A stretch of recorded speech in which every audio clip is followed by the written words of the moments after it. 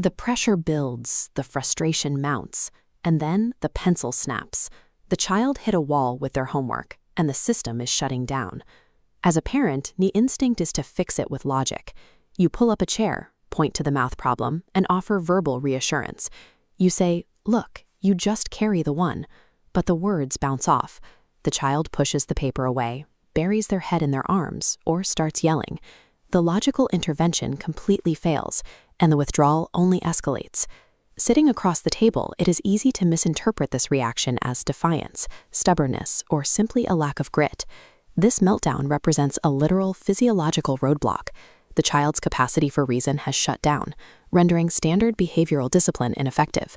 To understand why the kitchen table turns into a battleground, we have to look past the outward behavior and examine the internal state of the child's brain. Deep inside the brain is the amygdala, a primitive structure acting as a constant threat detector. For a struggling child, the acute frustration of failing a task triggers the exact same biological alarm as a physical, real-world danger. Normally, learning is managed by the prefrontal cortex. That region handles executive function, mental flexibility, and logical problem-solving, acting as the brain's air traffic control system to keep tasks prioritized and impulses in check. This map shows the prefrontal cortex regions at the top and their downward pathways to the amygdala.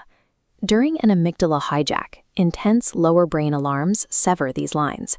Regulatory mechanisms are suppressed, allowing subcortical regions to initiate a rapid emotional response, bypassing logic. This is why attempting to negotiate with a child mid-meltdown is biologically impossible. The hardware required to process those arguments is temporarily offline. If the child's brain is deaf to verbal reasoning, the parent is left with a very specific problem: how to reach a system that has locked you out. The answer relies on a background process called neuroception. This is the nervous system's unconscious radar, constantly scanning the environment and other people for nonverbal cues of safety or danger. A parent can utilize neuroception through physical action.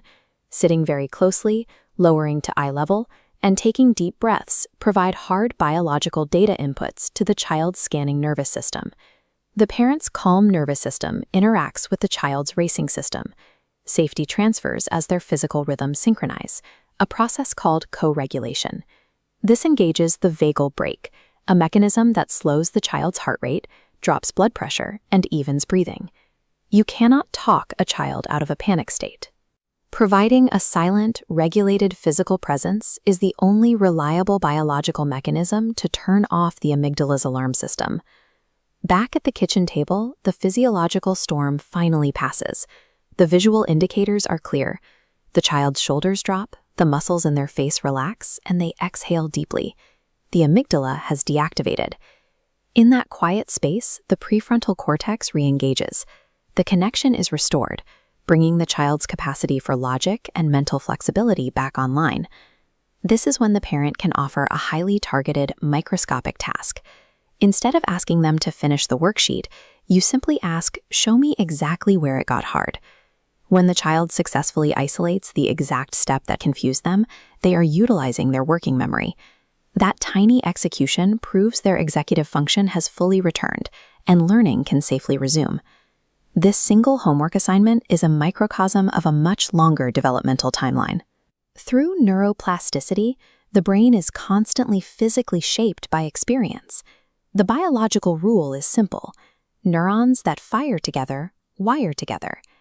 Guiding a child through this cycle, from threat to co-regulated safety and recovery, builds denser neural pathways.